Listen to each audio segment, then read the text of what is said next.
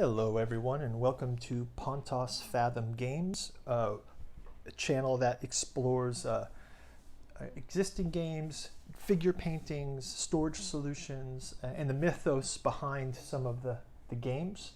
I'm going to be doing today a walkthrough, playthrough of Eldritch Horror.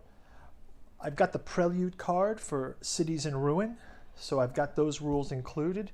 And I've got some other videos on the channel already that cover my storage solution for the complete Eldritch Horror and all of the expansion packs. So I'll leave a link for that if you're interested. And also a video of some mods that we're going to use in the game today. I'm using the mod of Final Mythos and Forgotten Endings, and I'll kind of go into those when I talk about the setup in this video. So what we'll do in this video is I've done the main setup, but I'll walk through the scenarios. We'll talk about our old one, Yog-Sothoth. I'll walk through the stories of the characters. We'll read the Prelude card, and I think that'll be a good summary for step one. I would like to also mention, just briefly, some of the inspiration of this channel is for this month. We're going to be doing a lot of Lovecraft, so I'm going to be covering Eldritch Horror this month, also Cthulhu, Death May Die. I'll be doing an unboxing for that, and I'll be doing a live painting of the figures, and I'll also go through my Cthulhu Wars game and storage solution, as well as figure painting. So I'll have those other videos upcoming. Right now I just kind of wanted to go into August Moldenhauer's Genealogy of Cthulhu. This is a great set of very bizarre books where it's the idea of it are some journals inspired by Lovecraft that are claiming Lovecraft is real. Genealogy of Cthulhu sort of explores those documents, and it links a lot of Lovecraftian lore to actual real history, and that's kind of a great line blurrer there. The Psychoanalysis of Rilliet, second volume. This one goes into some purported Necronomicon fragments and does a deep study of the Rillian language and some of those phrases that are so familiar to us in Lovecraft's writing.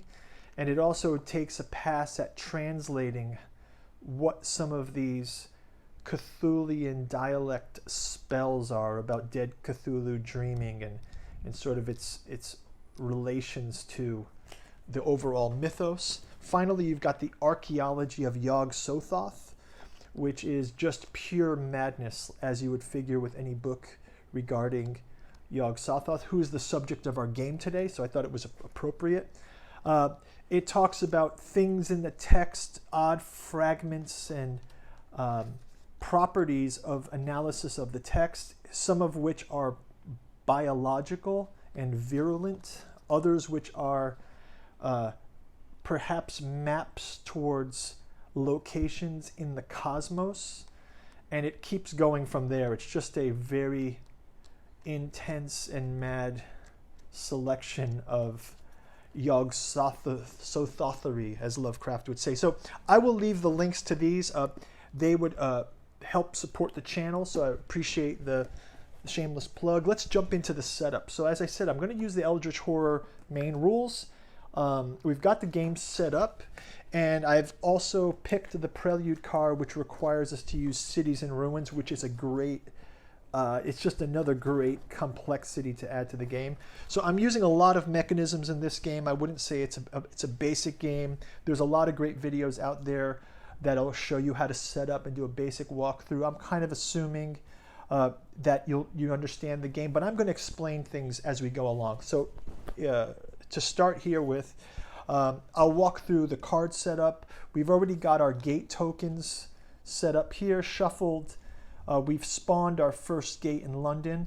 We've picked our 3 investigators, who we'll get into later. I've got the Prelude card, which I'll read. And then we've got our location. This actually belongs here. We've got our expedition is in the Himalayas. We've got our portal cards, our various encounter cards for the locations based on the map. These have shuffled in all the expansions that are relevant to this scenario, so I've mixed in a lot of those. but I've tried to keep it so that things that require the other boards aren't really here. So that's that. Our Mythos card, and then strangely, the Mythos cards have already been set up by the setup of the Mythos deck for Yog-Sothoth. I mentioned earlier that we've got some mods here. These are the final Mythos cards. This is a mod that I have the link for in the description also on Board Game Geeks that was developed, and I had printed these out. They are cool. They're just like Mythos cards. The idea of these is if you get through the Mythos deck and Yog-Sothoth awakens, you can pick one of these, and they're all just really intense. I haven't even read them all, but I'm going to read through them as we get to them in the various gameplays I'll do on this channel. But they are sort of like the end doom for the character. So this kind of final Mythos just gives us a real doom card that kind of wraps up the game, and I think it's fun in gameplay. I played with my kids, and they said the ending could be somewhat anticlimactic. So I went ahead and I found that final Mythos to help with that anticlimactic ending. And then there's another one that we'll talk about is final endings. So then we have Yog-Sothoth. We've got our mystery cards. I've got my first mystery card picked. We've got our special encounters and our research for the mystery cards here. And then, as I mentioned, the second mod we're playing with is the Forgotten Endings mod. Now, this is a great mod. I have a video that explores this, but basically it was designed by a Russian Eldritch Horror player. And then the Board Game Geek community has gone ahead and provided Russian translations.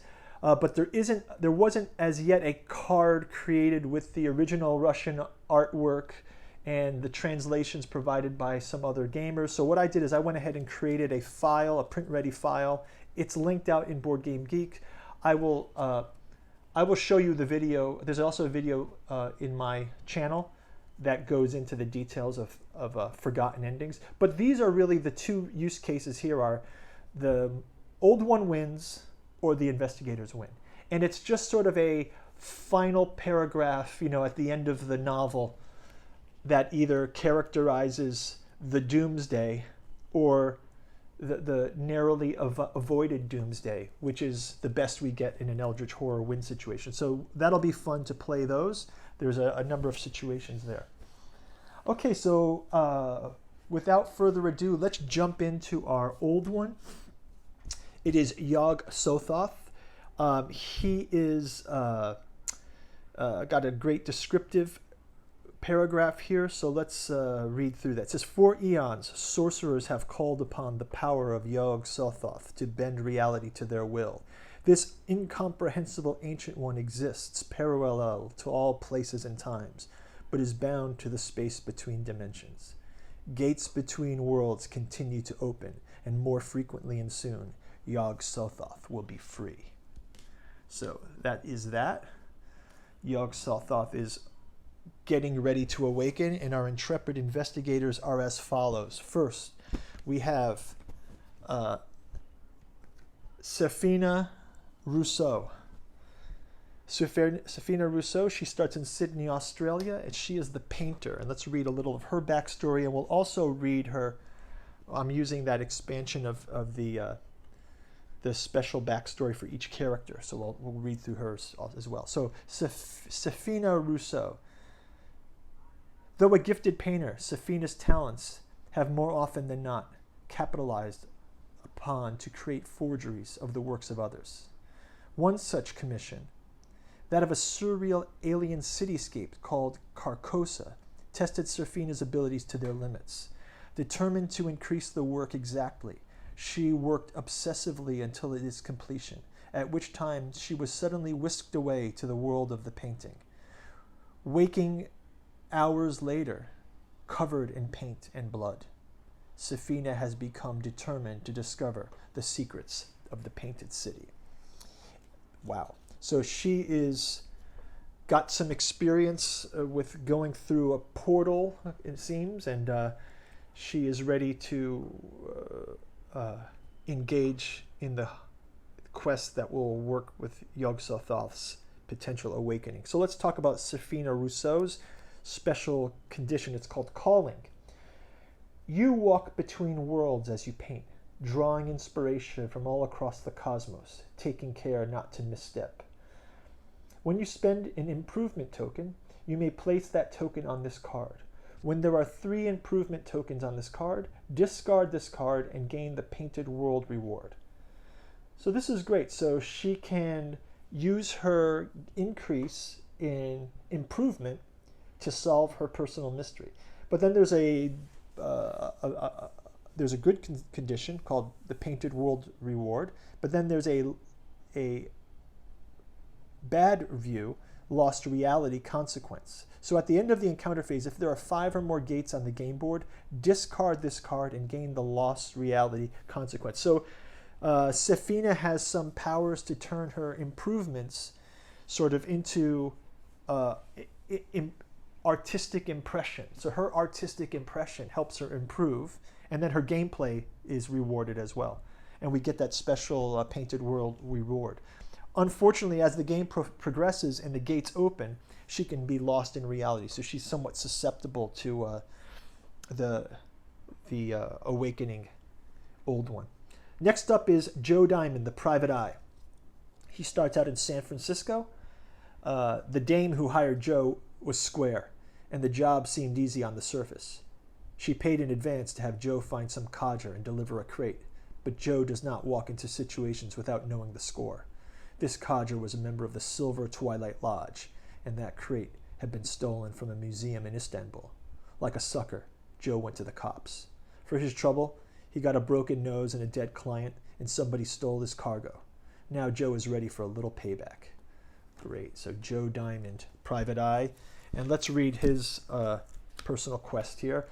It says, finish the job. The case that you got into the case that got you into this mess remains unsolved. Near as you can tell, you are the only one left that knows anything about it. The case started with you, and one way or another, it's going to end with you. When a mystery is solved, discard this card and gain the hard-boiled reward. So that's great. So when we solve this mystery, that we'll read in a bit, kick off, he gets the hard-boiled reward. But the unfortunate consequence is that at the end of the encounter phase, if there are clues on the game board equal to or greater than characters +6, discard this card and gain the cold case consequence. Okay, so as we see, we already have 2.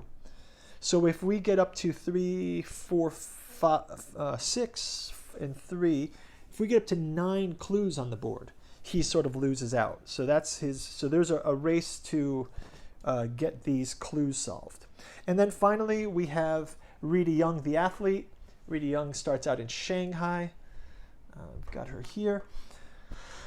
Her backstory is, clocks do not lie. In the past, people said hurtful things to Rita. They threatened her. But since she started running competitively, Rita has only cared about the clock. Most of the time, it says that Rita is faster than the rest. It says she is stronger and has trained harder. Now she competes around the world and has attracted some unwanted attention. The prejudices of certain esoteric cults cannot tolerate her successes. They plan to make an example of her, but they will have to catch her, and the clock says they cannot. Okay, so she is our athletic runner. She's driven by the clock. She's a competitor, and she's got some, and she's also our group leader. So let's read her backstory. It says, through prejudice. When times have been tough, you've kept your head high. Sure, it was just people before, but people can be monsters of a sort anyway. This is your time.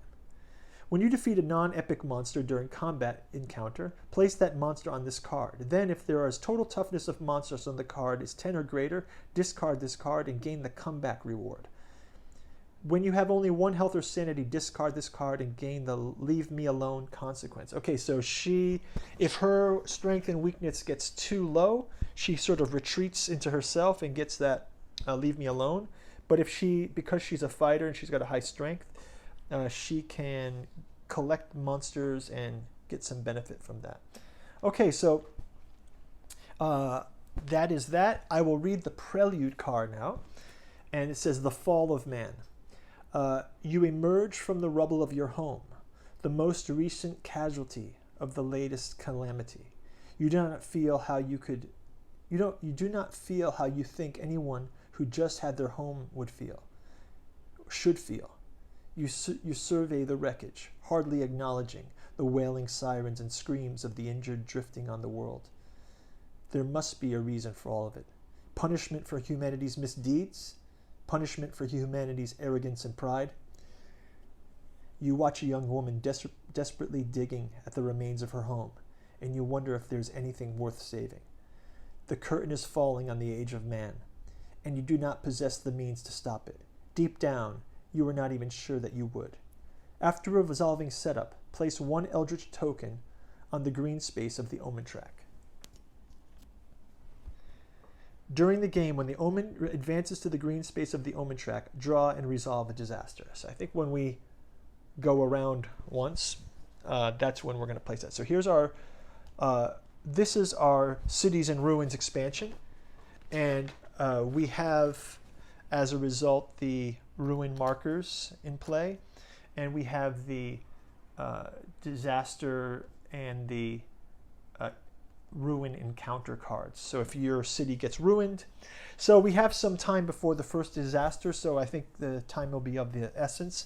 Let's finally wrap up this intro to the game with a reading from the Yog-Sothoth first mystery. I'd shuffled all these cards beforehand, excluding the Mythos cards, which were shuffled and decked out. I didn't go through all the details of the setup because it's quite long.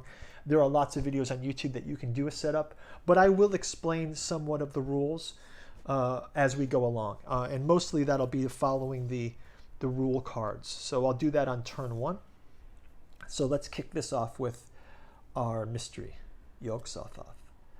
Where the old ones broke through, Yog-Sothoth struggles to free itself from the space between dimensions, tearing holes in our reality in the process.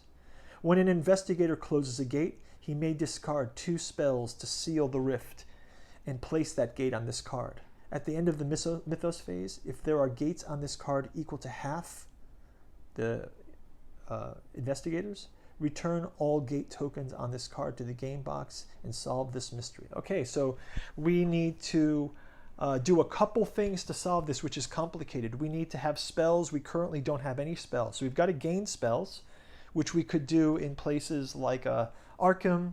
We can do it in Buenos Aires. We can do it potentially going through portals and potentially solving clues. So there's lots of places where we can get some spell rewards. And then we need 2 spells.